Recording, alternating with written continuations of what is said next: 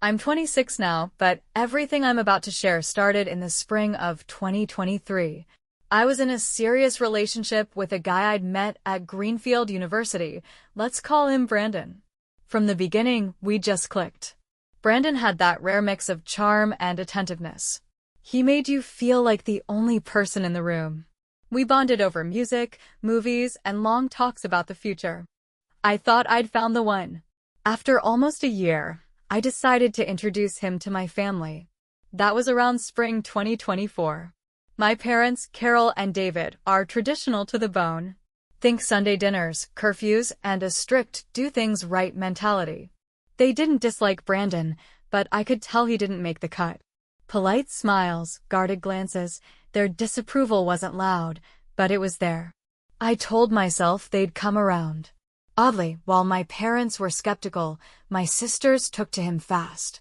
Samantha, 18, dramatic, always in the spotlight, was especially taken. Lily, my sweet, energetic 13-year-old, absolutely adored him. That gave me hope. If they liked him, maybe the rest would follow. Samantha's attention started out as a joke. Better keep an eye on her. But over time, the joke lost its humor. She was too flirty, too present. Still, I brushed it off. She was family.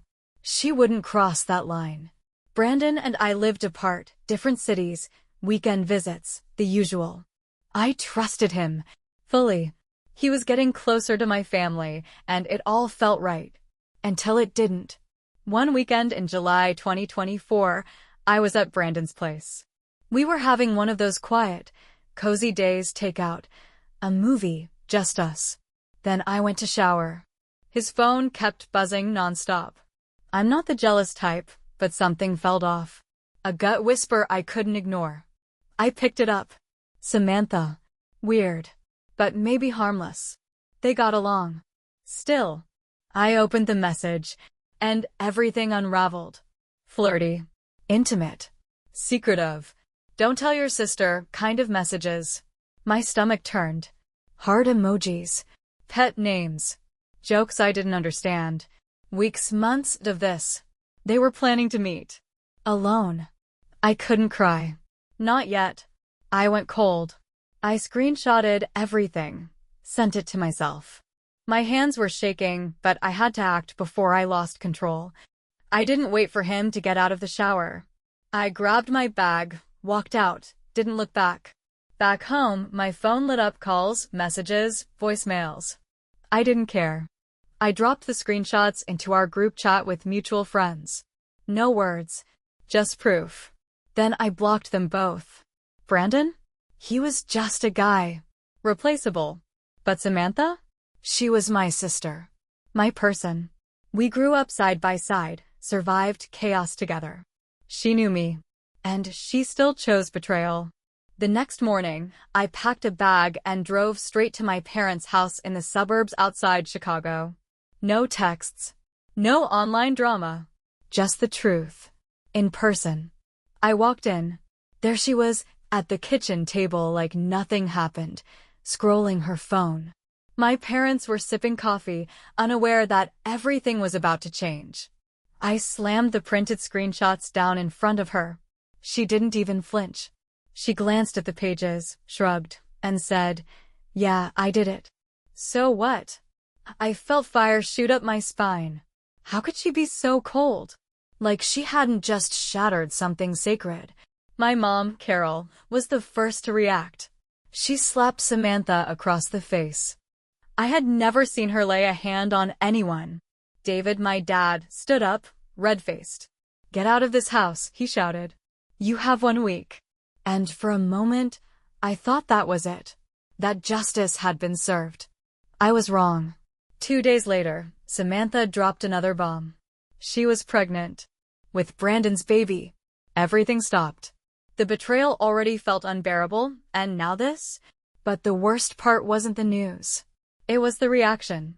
The same parents who were furious days ago suddenly changed their tune. Their anger vanished overnight. Now it was, "We can't turn our backs on her. She needs our support."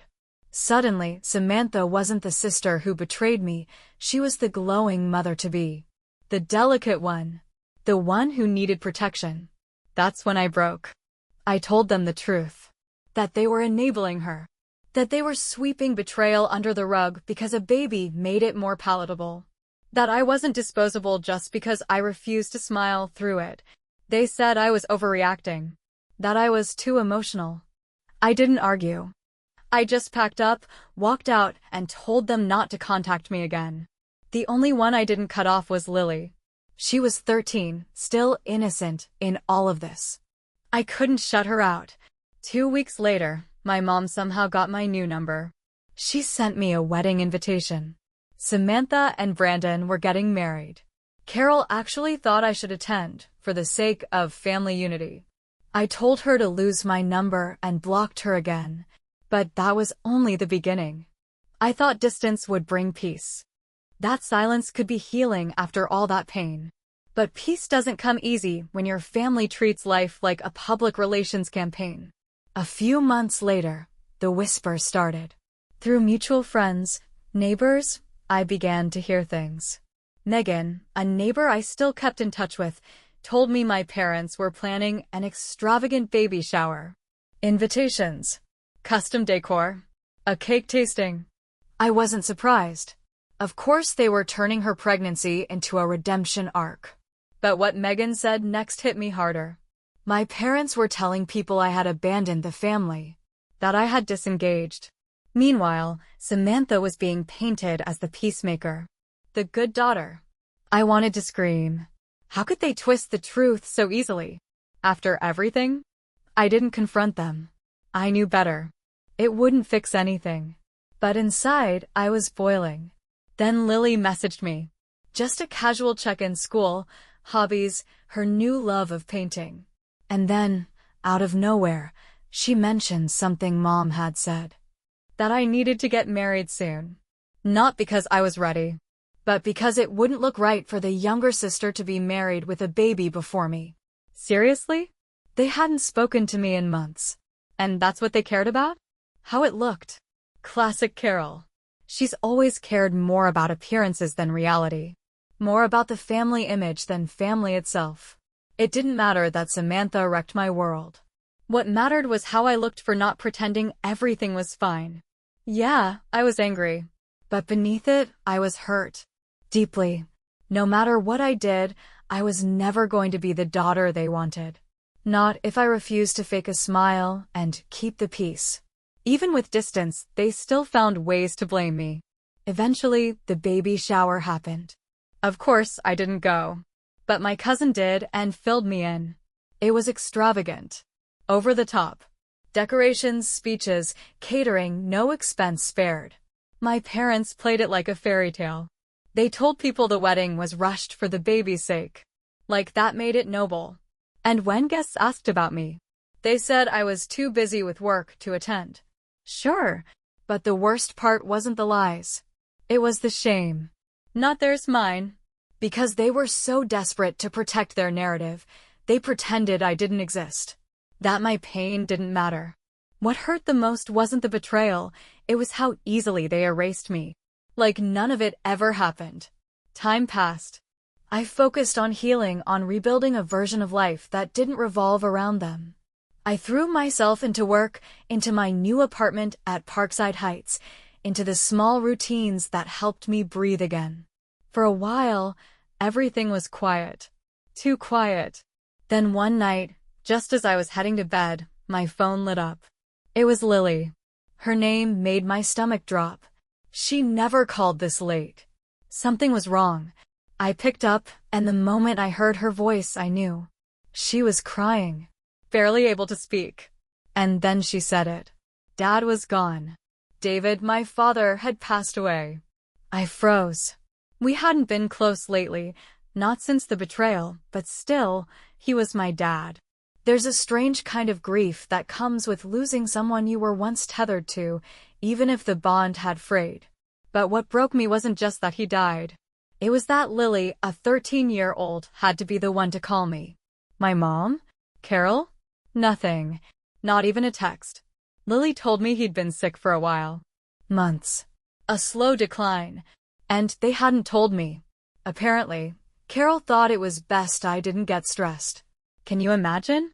My father was dying, and they decided I didn't need to know. The next morning, I booked the first flight to Chicago. I wasn't going for them, I was going for Lily. She needed someone real. Someone sane. Walking into that house felt like stepping into a war zone after the bombs had already gone off. The air was heavy with tension. Carol and Samantha were in the kitchen. The moment they saw me, it began. No greeting. No hug. No, thanks for coming. Just accusations. You're only here for the money, Carol snapped. You didn't care about Dad, Samantha spat. You abandoned us and now you want to play the grieving daughter? Their words hit like a slap. No one was talking about David, not who he was, not what he meant. Just the will. It was revolting. Then the will was read. Honestly, I expected nothing. After everything, I figured Carol had talked him into cutting me out entirely. But I was wrong. It was all there, in black and white. Alex, 50%. Lily, 25%. Carol, 15%. Samantha, 10%. I just sat there. Not because of the money, but because for the first time in a long, long time, someone had chosen me. Someone had seen me. Counted me. You'd think I'd feel vindicated. Triumphant. But I didn't. I felt rage. Because the second those numbers were read, the room exploded. Samantha and her husband, Mark, lost their minds. You don't deserve it. Samantha shouted. You're not even family anymore, Mark added. We have a child to care for. You have nothing. Nothing? I had survived them. Their betrayal. Their silence. Now they wanted to erase even that. Then came the demand. Do the right thing, Samantha hissed. Be a decent sister. Give it to us. I told them, calmly at first, no. I wasn't giving them a single cent. That's when it turned. Mark slammed his hand on the table. Samantha got in my face, her voice sharp, her eyes burning. If you don't make this right, she said, you'll regret it. I didn't flinch. I didn't blink. But inside, I was shaking. There I was, mourning my father, and all they could think about was money. Not a single tear for David. Just greed. Just entitlement. That night, back in my room at Midtown Inn, I sat in silence. Everything, the betrayal, the pain, the twisted family dynamic spun inside me like a storm that wouldn't break. But somewhere in that chaos, something shifted. I was done. Done being silent. Done letting them write the story. Done shrinking to keep the peace. This time, I wasn't just standing my ground. I was protecting it. A couple of days later, I got a call from Mr. Reynolds, my lawyer. We had a meeting at Reynolds and Associates to finalize the estate details. Honestly, I just wanted it over with. But when I walked in, he handed me something unexpected. A letter. From my dad. He had written it before he passed and left instructions to give it to me when the time was right. I stared at the envelope, heart pounding. So much left unsaid between us. So much anger still burning beneath the surface. But also grief. Because, for better or worse, I still loved him. I opened it. It was short. Just a few paragraphs. But every word landed like a punch to the chest. He apologized. He said he saw what was happening. That he'd watched me be pushed aside and hated himself for staying quiet. That he felt trapped between Carol, between Samantha, but he knew he should have done more. He wrote that he admired my strength. That I always tried to do what was right even when no one else saw it. Even when it cost me everything. And in those final lines, he thanked me for being the brave one. I didn't know whether to cry, scream, or rip the letter in half. But for the first time in a long time, I felt seen. Something close to closure settled in. Not peace, but clarity. Maybe he did care. Maybe he did regret the silence. Still, I was angry. Angry that he waited until it was too late. When I was drowning, when I needed him most, he stayed quiet. And now there were no more chances. We finished the estate paperwork, but I was barely there mentally. I kept thinking how different it all could have been if only he'd spoken up sooner. On the way back to the hotel, my phone rang. It was Lily. She was livid. Samantha had been spreading lies, saying I was trying to steal the inheritance, turn the family against her, painting herself as the victim again. It wasn't surprising, but hearing it still stung. I needed air, space, something that wasn't toxic. So I picked Lily up, and we went to Brew and Bean Cafe. Just a quiet dinner. A booth in the back. For a while, it almost felt normal. We talked for hours. I told her none of this was her fault, that she didn't deserve to carry any of it. But the next day, things got worse. I woke up to over 30 missed calls. Dozens of texts from numbers I didn't know. At first, I thought it was spam. Then I read the messages. Threats. Ugly, violent, personal threats. People calling me names. Accusing me of destroying the family. Telling me I'd regret it. Promising I'd pay. It was terrifying. I didn't know exactly who was behind it, but I had a pretty good guess. Mark. He'd already shown his true colors. This was his level of petty. I sent everything to Mr. Reynolds. If it escalated, I needed a record. But honestly, I was scared. This wasn't just family drama anymore. It was dangerous. Later that afternoon, I headed to the hotel parking lot and stopped dead in my tracks. All 4 tires on my car? Slashed. Every single one. I stood there, staring, numb. Something inside me cracked rage, fear, helplessness, all at once. I called the police. Filed a report. I doubted anything would come of it, but I wasn't about to just roll over. The hotel staff took me seriously, thank God. They increased security, added cameras, moved me to a room near the front desk. But none of it calmed the knot in my chest. I started checking over my shoulder, sleeping with my phone under my pillow. My entire body tense, like I was bracing for the next blow. And of course it came. A few days later, we had another meeting at Reynolds and Associates to wrap up the estate paperwork. Samantha and Mark showed up because of course they did. The air in that room? Toxic. They didn't say a word to me, but the way they looked at me said everything. After the meeting, I tried to make a clean exit. I didn't want another scene. But they were waiting outside. Mark stepped forward, jaw clenched. "You're making a huge mistake," he said. "You'll regret this. It's not over." I met his stare for a second, then turned and walked away. I was done playing nice. That night, I sat alone in my hotel room, staring at the ceiling, replaying every threat, every glare, every lie. I hadn't slept in weeks. My appetite was gone. I felt like I was trapped in a psychological war I never asked for. All I wanted was peace. But I knew deep down it wouldn't come easily. Not with people like Samantha and Mark out there, ready to burn it all down to get what they wanted. But I wasn't folding. Not now. Not ever. They could threaten me all they wanted. I wasn't giving up what was mine. I was going to protect my father's final decision, even if I had to do it alone. The days that followed felt like a low-budget thriller on repeat. More threats. More tension. More waiting for something to explode. And then it did. A week after the tire slashing, something changed. Lily and I had just finished dinner and were walking into the hotel. She'd been staying with me to escape the chaos at home. Honestly, she was the only reason I hadn't completely unraveled. We walked into the lobby, laughing about something small, something light. Then I saw him. A man, standing near the vending machines, watching us. At first, I brushed it off. Maybe he was waiting for someone. But as we headed for the elevator, I saw him move. He followed. I didn't panic yet, but I felt my gut tighten. We stepped into the elevator. The doors closed. I turned to Lily. "Did you see that guy?" I asked, trying to keep my voice calm. She nodded. Wide-eyed. Yeah, he was definitely watching us. The unease I'd been holding back cracked into dread. Back in our room, I called the front desk. Reported everything.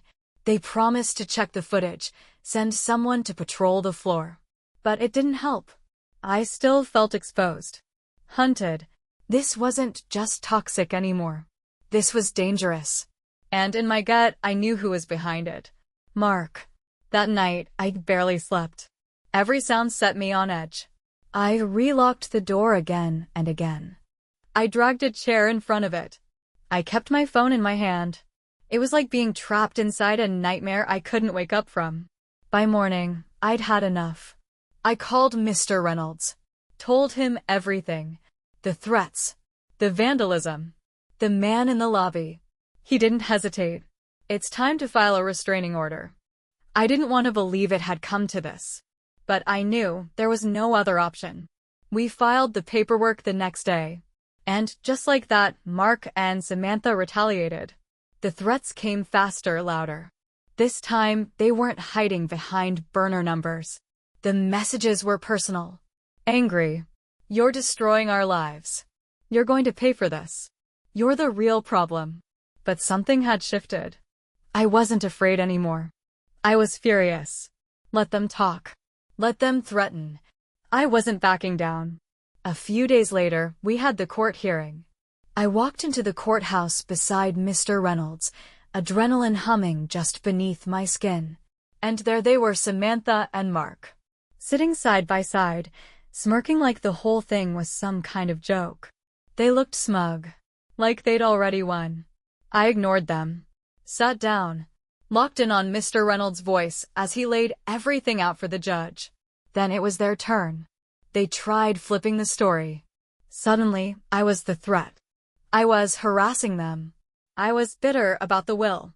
Samantha even teared up, right on cue. I wanted to scream. Mark slashed my tires. He sent threats. I hadn't felt safe in weeks. And now they had the nerve to twist it all? Thankfully, the judge didn't buy it. After hearing both sides, he ruled in my favor. The restraining order was granted. And for the first time in what felt like forever, I could breathe. The threats didn't disappear overnight. I still looked over my shoulder. But now the law was on my side. That mattered. Days passed. Then weeks. I started letting myself imagine life after all this. Still living at Midtown Inn for now, but I began looking at apartments in Parkside Heights. Something quiet. Safe. My own. Lily had gone back home.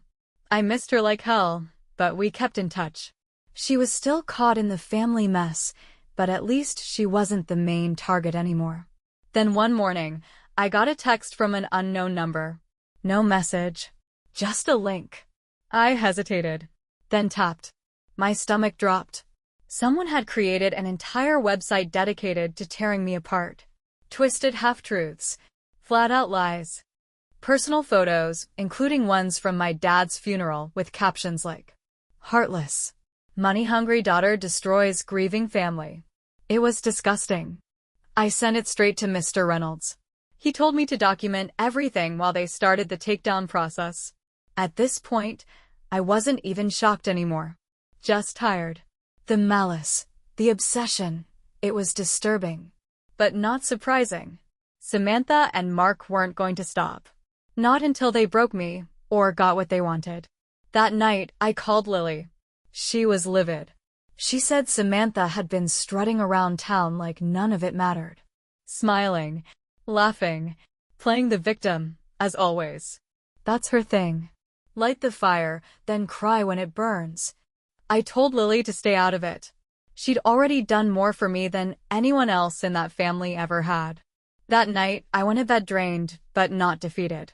I had the restraining order. The site would be taken down. I wasn't alone. And I wasn't afraid. The next morning, I checked my inbox. There it was. Confirmation. The website had been removed. A small win, but in a war this dirty, even small wins matter.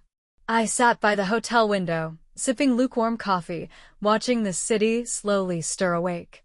I wasn't scared anymore. I was exhausted. I was furious. But I was done letting them control the narrative. Let them spread lies. Let them throw their tantrums. I wasn't playing their game anymore. I was standing my ground. I thought the worst was behind me. That maybe, just maybe, it was over. But I should have known better. This family never lets things end quietly. 2 weeks after the court hearing, just as I started to let my guard down, the front desk handed me a package. No return address. My stomach twisted. I opened it in my room cautiously. Inside was a weathered, beat-up notebook. At first, I thought it was junk. A delivery mistake. But when I flipped it open, my blood ran cold. It was about me. Pages and pages of handwritten notes. My routine. When I left. Where I went. Who I was with. Even conversations I'd had with Lily. Personal details about my dad.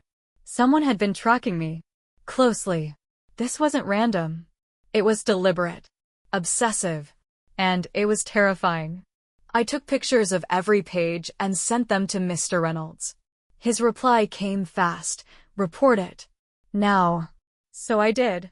The police took it seriously enough to log it as evidence. But I knew I wasn't their priority. After that, I went into lockdown. Barely left my room unless I had to. Lily called constantly, checking in, worrying. She didn't know who was behind it. But she had the same gut feeling I did. Mark. And then, one night, it happened again. I came back to the hotel with takeout. The lobby was quiet. Except for him. The man from before. Near the vending machines, pretending to scroll his phone, but watching me. He tracked my every move with his eyes. I didn't flinch. I walked past him like I couldn't feel my pulse pounding in my ears. Once I was in my room, behind the locked door, I called hotel security. They said they'd check footage, patrol the halls. But I didn't feel safer. Not even close. That night, I called Lily. She was scared, and hearing it in her voice nearly broke me. I hated what this was doing to her. What Samantha had unleashed. We agreed to meet the next day. Somewhere far from the hotel. A quiet cafe on the outskirts of town. Neutral ground. We sat across from each other, lukewarm coffees between us, trying to piece together the madness. That's when Lily told me. Mark had been asking around, trying to find out where I was staying. That was it. The final piece. The stalking. The man in the lobby. The notebook. All of it traced back to him. I had to disappear. Immediately. I packed my bags in silence. Booked a room on the opposite side of the city, Lakeshore Suites, Chicago North. And I vanished. I didn't even tell Lily where I went. Just in case. For a few days, it was still. No threats. No sightings. No anonymous texts. It felt like breathing again. Then came the call from Mr. Reynolds. Mark had been arrested. Caught trying to break into my old hotel room. No one knew what he planned to do. But whatever it was, he didn't get the chance. When I hung up, I broke down. Not from fear. From relief. It was over.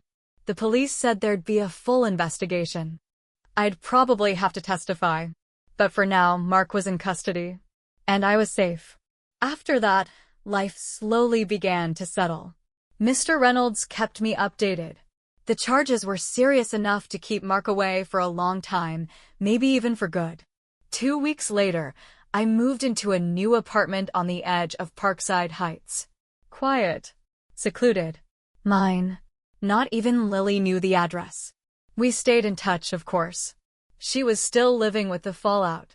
But she wasn't in the line of fire anymore. And I was finally breathing again. It's been a few months now. I'd love to say things went back to normal, but I don't think they ever will. I still flinch when I hear footsteps behind me. I still triple lock my door at night. I still hesitate before opening unknown emails. That's what survival leaves behind. A kind of hyper-awareness. A scar that never really fades. But I'm moving forward. Slowly. Steadily. And when I look back at everything that happened, it's almost surreal. It started with Samantha sleeping with Brandon.